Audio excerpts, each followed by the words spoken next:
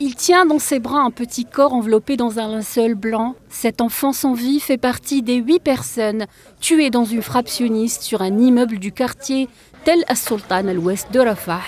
En tout, 4 enfants et 4 adultes ont été tués dans cette attaque nocturne. Ils nous ont frappés avec 2 missiles sans avertissement préalable. C'est un acte criminel. 8 personnes sont tombées en martyrs, dont de petits-enfants. Ils ont demandé d'évacuer la partie est de Rafah et que la partie ouest était sûre. C'est la preuve que l'occupant est un menteur. Il n'y a pas de zone sûre, ni à Rafah, ni dans aucune autre partie de Gaza.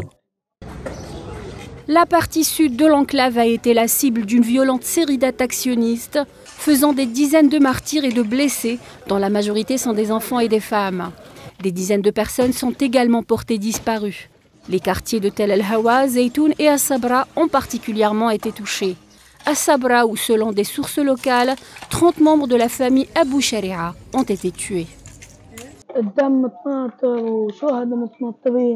Il y avait du sang partout, les martyrs étaient en lambeaux.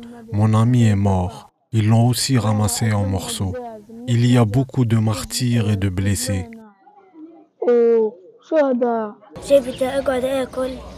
J'étais sur le point de me mettre à table quand j'ai senti un obus arriver. Je suis tombé en arrière. J'ai été blessé à la tête. L'armée sioniste continue de bombarder intensivement la bande de Gaza et plus particulièrement Rafah.